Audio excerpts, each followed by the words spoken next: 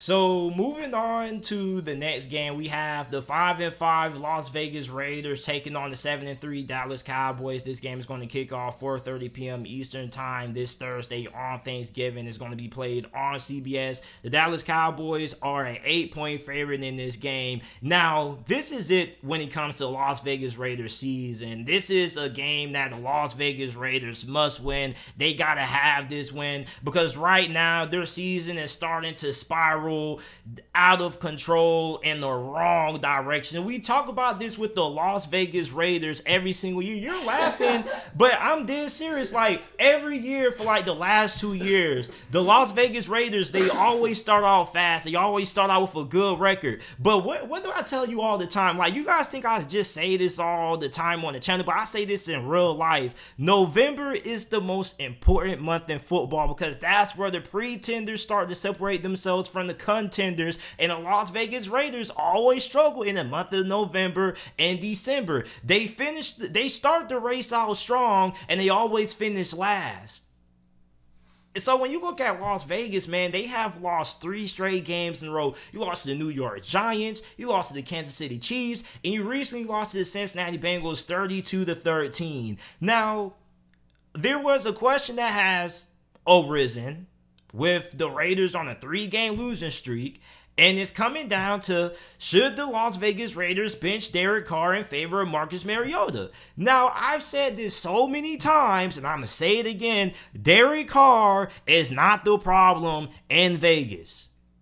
He's having a very good season, but at the same time, what do you want Derek Carr to do? You haven't really had a lot of success running the football. You haven't really attempted to really get the run game going. And there were a lot of Raiders fans who came at me because I said the Kenyon Drake signing was one of the worst signings in free agency. And a lot of people defended saying, man, we're going to have one of the best 1-2 punches. We're going to have Josh Jacobs. We're going to have Kenyon Drake. Man, this offense is going to be unstoppable. So a couple of months later, I want to ask you guys, do you guys still disagree with my claim that the Kenyon Drake signing was the worst signing in free agency? Because what has Kenyon Drake done?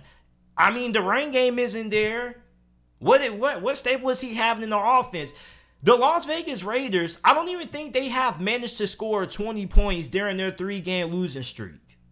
So I'm not saying that Derek Carr, was just this guardian angel and he doesn't deserve any blame. I'm not saying that. But what I am saying is that I don't feel like the Raiders being on a 3-game losing streak is because of Derek Carr. You can make the quarterback change all you want to, but nothing's really going to change because at the end of the day, who's Marcus Mariota throwing to?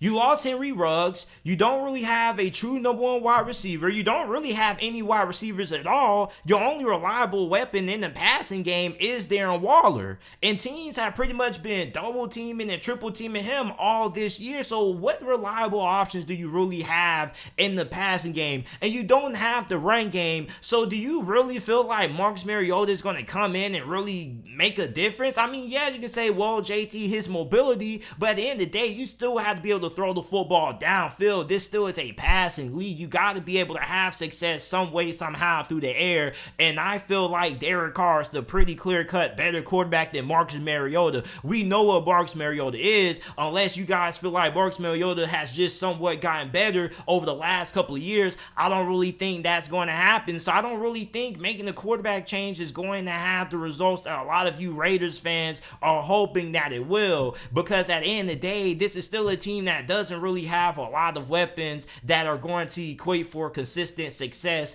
in the passing game. Now, when you look at the Dallas Cowboys, one of the biggest concerns is going to be how is the wide receiving position going to perform in this matchup, because Amari Cooper, he's out. He was listed on the COVID-19/injury reserve list, and CeeDee Lamb's status right now is a little bit up in the air, even though there are a lot of people amongst the Dallas Cowboys franchise right now inside that organization who feel pretty good about his chances when it comes to being able to play in this game. Right now, he's trying to clear the NFL's concussion protocol. Now, Dallas lost to Kansas City 19-9. And Kansas City, I've been telling people, everybody was so quick to ride off Kansas City. Is the Kansas City Chiefs dynasty over? And like I told a lot of you guys, you gotta wait until the month of November. And I actually made a little short on the channel and stuff like that. Make sure that you guys go ahead and check it out. I said, don't write off the Kansas City Chiefs. There were a lot of people in national media who were quick to write off Kansas City, and now Kansas City is on a 3-4 game win streak right now. And when you look at Dallas defense played phenomenal in that game. Dallas defense really kept them alive in that game. The Dallas Cowboys offense really couldn't get anything going, okay, especially when they were able to try to find a way to get inside the red zone. They had to go ahead and take field goals. Like, Dallas offense really struggled last week against Kansas City, and you're facing a pretty solid defense, okay? Like, I know a lot of people are going to be like, JT, how are the Raiders a solid defensive team when they have allowed 30 and 40 points to Kansas City? Well, the reason for that is because their offense isn't doing anything. And when your defense is on the field for a good amount of plays, I mean, how much do you want them to do? They're going to get tired. They're going to get ran down. Imagine, okay, being a defensive tackle for the Las Vegas Raiders, right? You just pitched a 3 and out. You're getting off the field. You're taking your helmet off. You're getting you a little thing of Gatorade in your cup, you're pouring it up, and next thing you know,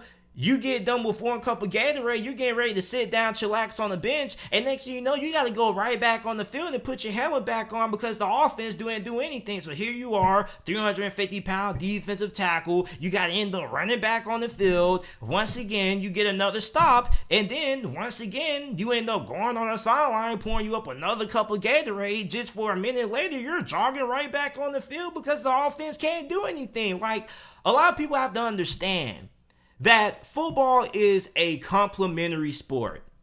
If the offense does good, that helps out the defense because then the defense doesn't have to be on the field for a good amount of plays. But when your defense has to consistently keep coming back on the field because the offense keeps going 3 and out and isn't putting any points on the board, your defense is going to get fatigued. They're going to get tired. So I believe that the Raiders defense is a lot better than what a lot of people are trying to say. Max Crosby is having a Pro Bowl caliber season. Maybe you can say he's deserving of being an All-Pro this year, because he pretty much has been unstoppable. Like, I like the Raiders defense. I'm not saying the Raiders have a elite defense, but I'm saying that I feel like their defense has been above average this year. It's just that their offense has really done them a lot of favors. Now, the Raiders, offensively, one of their main problems is the fact that they're not able to convert on third down. As a matter of fact, they have the 25th worst third down offense in the league. They only convert on third downs 35.59% of the time. And on top of that, they went 1 for 7 on third down last week against the Cincinnati Bengals. Now, that's going to spell a lot of trouble because you're facing one of the best third down defenses in the Dallas Cowboys, who have the second best third down defense in the league. They only allow opposing teams to convert on third downs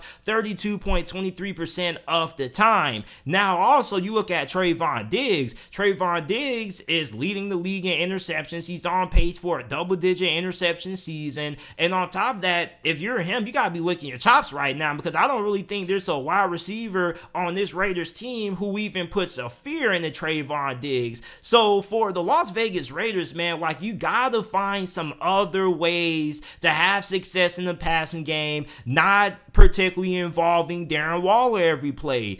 You have to find ways to get Kenyon Drake involved in the passing game. I mean, you signed him in free agency when you could have used that money to improve the wide receiving position, but instead use it to sign a running back. What a Las Vegas Raiders thing to do. You already got Josh Jacobs. So what do? You go ahead and you sign an expensive running back in Kenyon Drake instead of improving the wide receiver position. They're not even giving Josh Jacobs the ball. Like, they need to be feeding that ball. Exactly. If the Raiders are going to win this game, you got to feed Josh Jacobs. Like, where has Josh Jacobs been all this? Wasn't he a Pro Bowler last year? Did you know Josh Jacobs went to the Pro Bowl last year?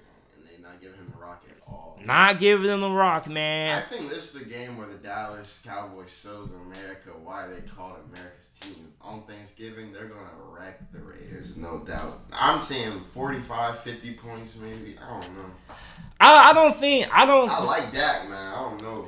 I'm going to take the Dallas Cowboys to win, but I don't think it's going to be, well, it could be a one-sided affair. I don't think they're going to put 50, 40 points on them. I think Dallas probably wins this game 31 to 17 because the Raiders' offense has struggled. If CD plays, I'll say 40 plus points. I don't see them scoring 40 points. And the reason CD Lamb and Amari Cooper though.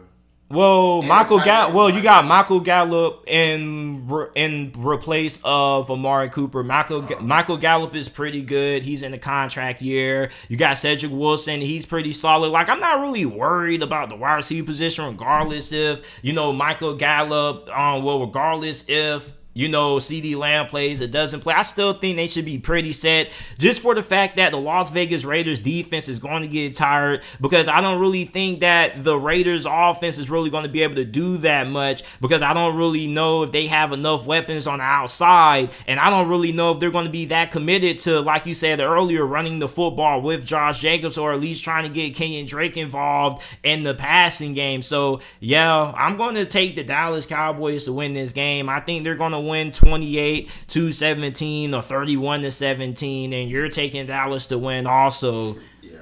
The last thing we got to talk about before we end this episode of the JT Sports Podcast,